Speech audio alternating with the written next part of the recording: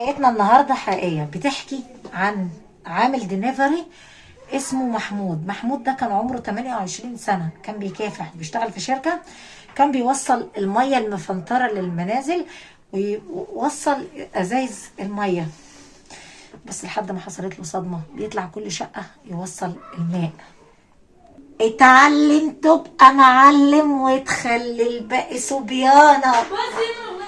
اقول لكم على سر بس انا مش عارفه اقوله لكم ازاي. صدق يا ولد هزعل منك لو ما نزلت حطيت لايك للاسطوره، لايك وكومنت حلو كده وسبسكرايب. وتعلم تبقى معلم وتخلي الباقي صبيانك. اوعى تحتاج لحد الا لايدك ودراعك. نصيحه من هرم مصر وشعب مصر اللي بيحبك، ما تحتاج لعبد من عباد الله. اعتمد على دراعك يا ولد، وانزل اشرب فنجان قهوه مع احلى اسطوره، وانزل ارزع اللايك من الاسطوره هناك، لايك وكومنت حلو كده. في حاجه كده غريبه، مش عارفه، النور زياده النهارده. فعلا يا هناء انت منوره بس بكتره. طب عشان خاطر الكتره يا راجل لا تنزل تحط لي لايك وكومنت. الصراحه من ساعه ما شربت البتاع ده، تعالى احكي لك، نحت بطني. استنى مين اللي ورايا ده؟ حاسه اللي هو ايه، نصيحه من قلب مصر. البتاع ده خلي تفاح، ما تجيبوش لونه اصفر. لكل انثى بتقول لي فين بطنك يا هناء، الله اكبر عليك يا هرم، ما تبصليش بعين رزيه. 5 و5 عليا، صدق حلوه. انت وديتي فين بطنك يا هناء؟ الله اكبر في عينكم، 5 و5. نصيحه من قلب مصر، اوعى تجيب التفاح، جيب التفاح ابو شوايب ده، السكر ده، العسل ده، يبقى الاسطوره. بس بنصحك نصيحه من قلب مصر، لازم تعتمد على التفاح ده. ليه بقى؟ ليه؟ بيخسس البطن، بينحت من فوق والبطن. انا بشربه كل يوم صباحا، يعني حتى لو باجي افطر باخد معلقه على ليمونه على كوبايه ميه دافيه. النهارده مفيش صيام، النهارده الجمعه عطله. انا بحكي لك يعني انت بتفك ريقك؟ ايوه يا واد، بفك ريقي يد يا سكر يا عسل.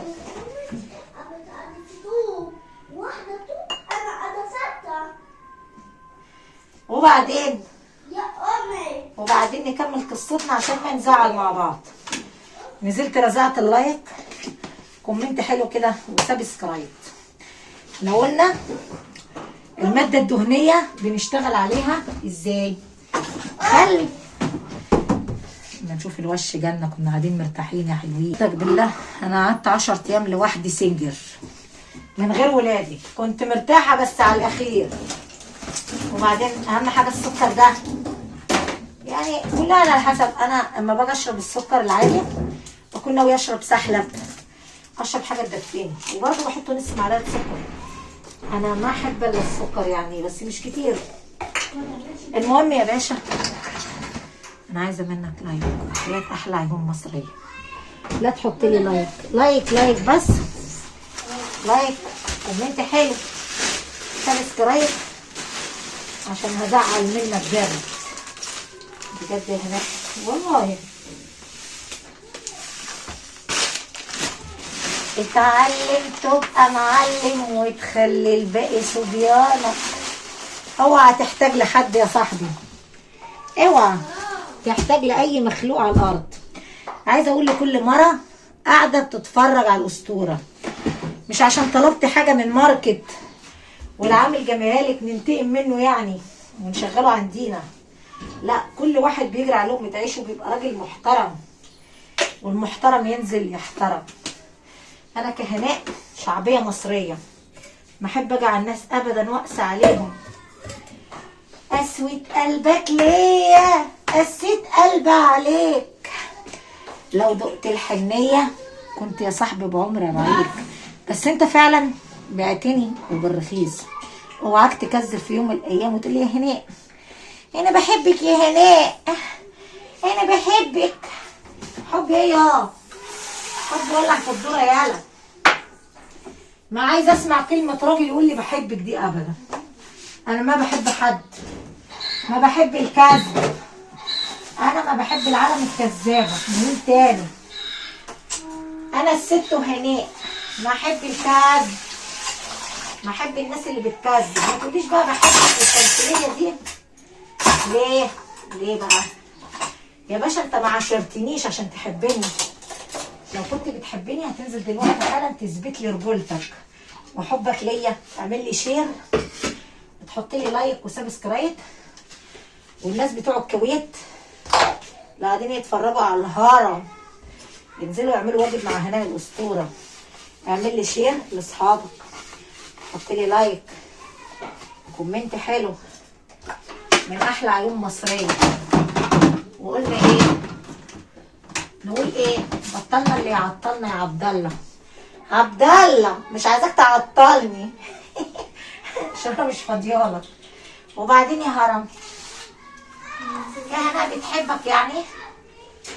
حبني واحلى فنجان قهوه من ايد الهرم. حبني وحب البن، وهات لي بن معاك وانت نازل مصر.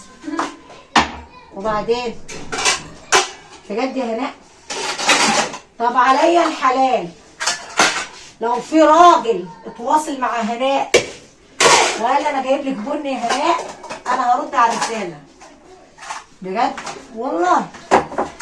لو عايز تتواصل معايا بقى زي ما انت بتقول، هتنزل على التيك توك، عندك رابط التيك توك عندك على هناء هرم مصر وهناء الاسطوره. هتنزل يا باشا تتواصل مع الاسطوره. ده لو قلبك عايز يتواصل معايا ونيتك سالكه. عايز شقه؟ احنا خدامينك.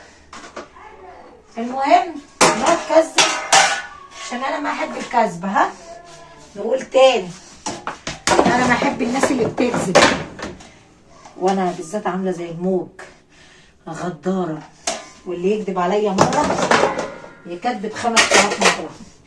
ما صدق العالم اللي بتكذب. تعبانه وخد بالك ان انا تعبانه من الهري والكذب يا صاحبي. يعني انت عايز تقول لي انا 155,000، كل راجل يقول لي انا معجب بيك اقول له يلا ماشي. احبك يا هناء، اعشقك يا هناء. واخرتها ايه؟ اخرتها سودة. انا يا ابني كهناء اعشق الرجوله، اعشق ما احبش الهري والكذب. تعبت من الكذب، حرام عليك بقى، ارحموني عشان والله العظيم تعبت من الهري لدرجه عايزه امشي. تروحي فين يا هناء؟ عايزه اخرج.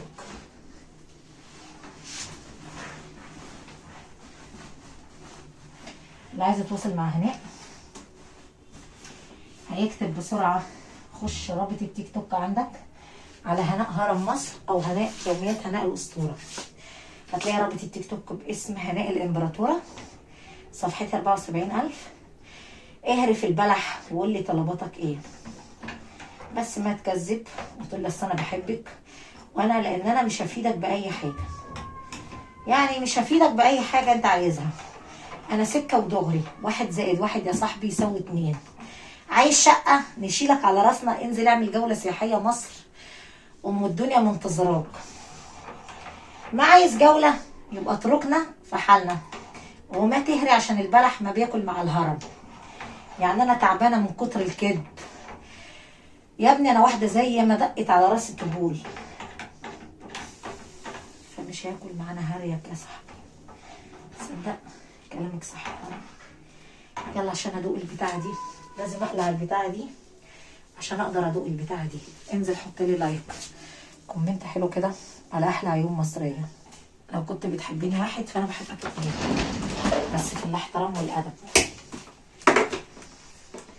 انا ما احب الكذب تاني، انا ما احب الكذب تاني. احبك تكون راجل محترم يشيلك على راسنا. نسيت اقول لك احنا بننزل نشتغل دلوقتي على هناء البرنسيسه، هناء برنسيسه اليوتيوب. ليه بقى؟ ليه؟ عشان عايزين السنه دي ننزل الجوكر، محضره لكم كوره مفاجاه. خليها بقى نطاق احسن من الهري. بس لو انت بتحبني انزل اعمل اشتراك على هناء البرنسيسه اليوتيوب. انا بنزل على المنتدى الفيديو على منتدى الاسطوره وهناء هرم مصر، عشان الزعيمه يا زعيمه مفيش حد عليه القيمه غيرك انتي يا مامة هيمه. يا ملكة. طبعا الأسطورة، انتظروا مفاجأة الأسطورة هنا. خوفو وخفرة ومنكرة، وأنا مرات أبو الهول. بنصحك نصيحة من الشعب مصر، انزل مصر بسرعة عشان تخش الهرم. نسيت أقولك، عشان تنزل تزور الهرم لازم تبدأ من 8 صباحا بتوقيت مصر لحد الساعة 2. الهرم عليه حراسة. صدق أنا ما أقدرش أقوم في الوقت ده، لو صايمة ما أقدرش أنزل في الوقت ده، بس لو فترة هتلاقيني. بعدين أنا بروح الدراسة هتبدأ مش عارفة كام 2. ده الحاجة الوحيدة اللي محزناني الدراسة دي الصراحة. أنا أتضايق أقوم بدري، بقوم 5 صباحا. المهم نحكي. الولد عمل ايه بقى اللي اسمه حودة؟ عمل حاجة وحشة، راح قدم الماء. الست قالت له لو سمحت انا عايزك تحط لي الازازة ارجوك. قال لها ليه؟ انا ماليش دعوة، انا واحد بوصل الطلبات المنزل. قال لها قالت له يرضيك معلش عشان خاطري، اللي هو مبرد المية ده اللي بتحط فيه الازازة المية الساقعة. قسما بالله الواد دخل فالزوج شافه بيحط ازازه الميه، فللاسف يعني الازازه حصل فيها حاجه. بعد ما حطها لها كده فضل يربط، فالمبرد بيجيب ميه بيفوت الميه. فطبعا ايه الراجل قال له ايه؟ هو انت بهيم؟ هو انت حمار؟ قال له ليه؟ انا ما غلطت في شيء معاك انت وزوجتك، انت مين اداك الحق تغلط فيا؟ انا واحد بس موصل الطلبات، زوجتك اترجتني لهدف واحد، ان انا اركب لها الازازه، انا ما غلطت في شيء معاكم، انتوا ليه بتغلط فيا؟ قال له يلا غور واتقلع من هنا. طبعا للاسف قابله في العماره، قدم فيه شكوى في الماركت، قال لهم ان ده خرب لي المبرد والمبرد بيجيب ميه. قال له انا عايز منك 5000 جنيه مصري لا اما احبسك. قال له ليه يا فندم؟ انا ما غلطت في شيء معاكم. قال له ما انت ما غلطتش، بس انت قليل الادب، هتديني الفلوس ولا ارمي بلاي عليك واقول ان انت سرقتني؟ قال له يعني دي اخرتها؟ خد حاضر اديني يومين اقبض واديك ال 5000 جنيه. يا عيني قال له انا هصلح بيه المبرد، هاطلب الشركه وصلح بيه المبرد. قال له حرام عليك تاكل حرام.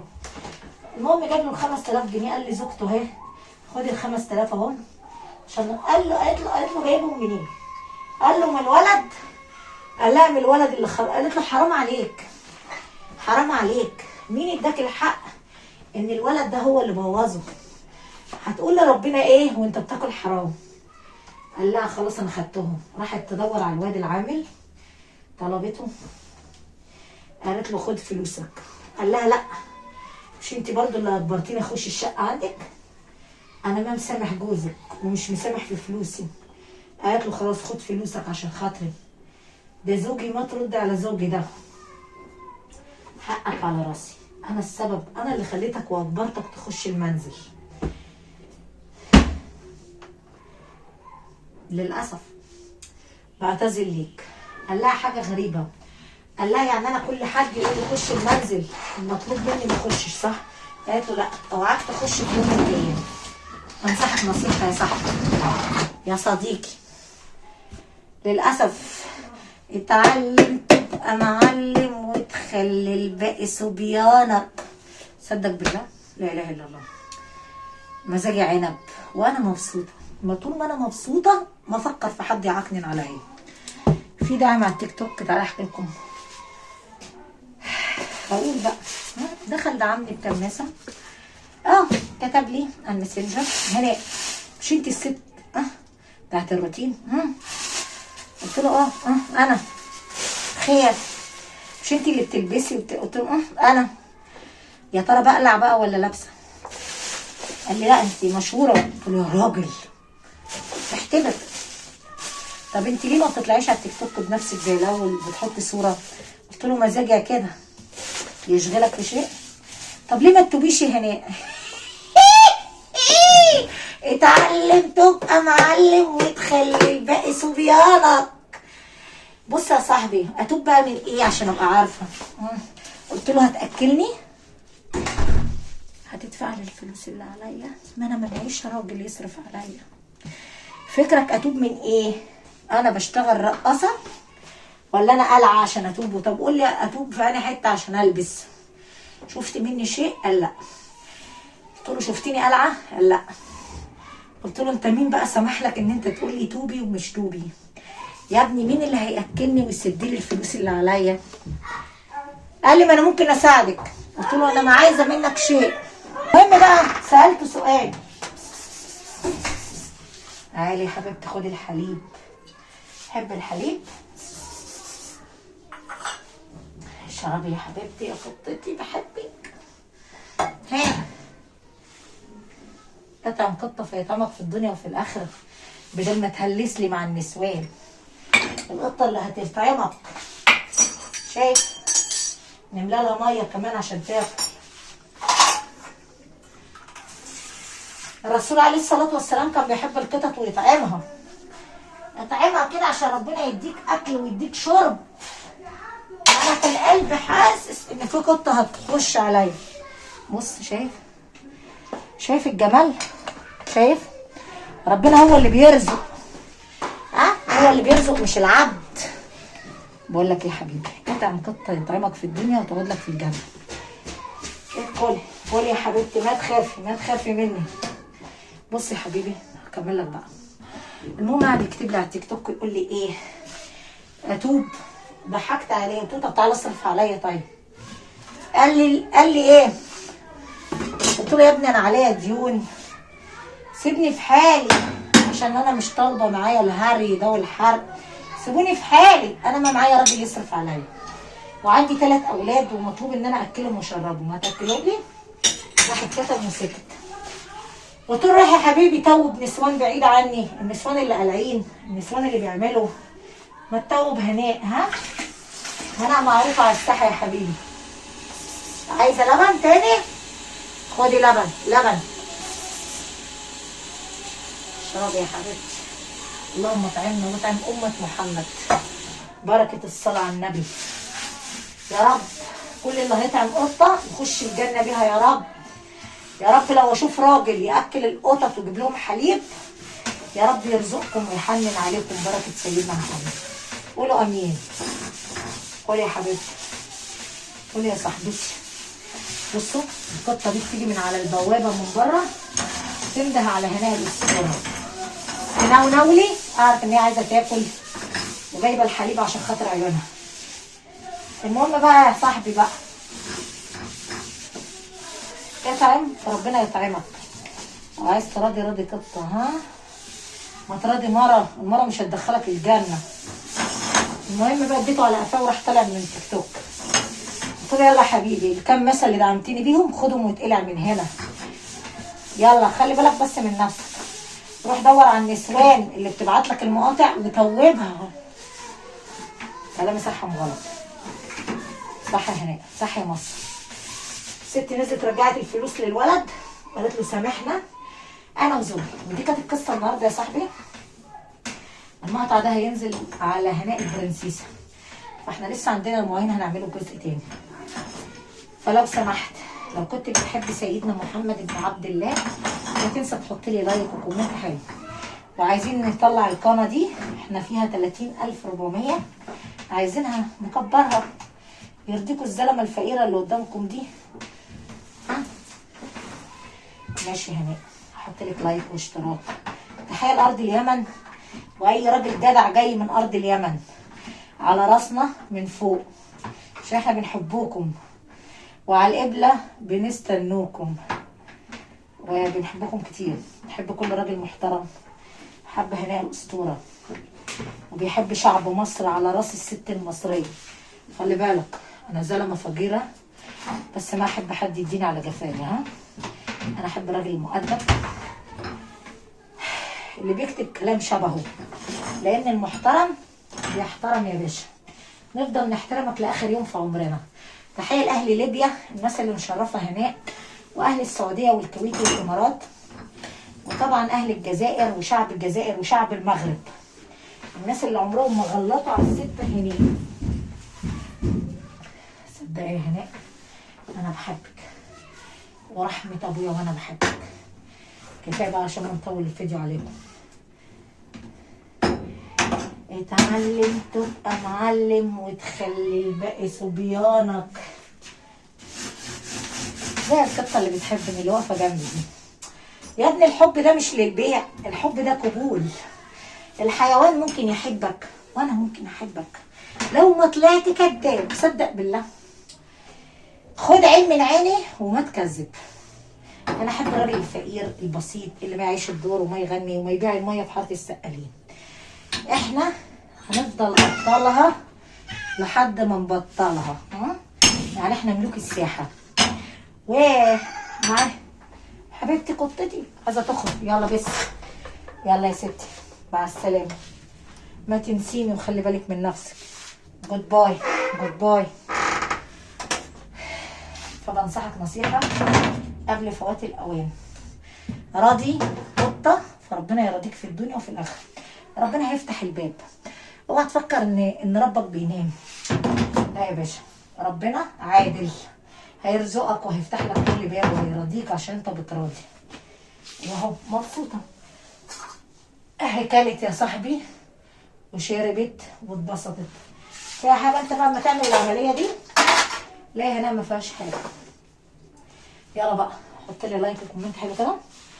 واكيد انا هفصل، انا تعبانه. هفصل عشان القهوه هي زي ما هي. هفصل عشان ابدا بالصلاه على النبي في المواعين دي. بحبكم كتير، انتظرت على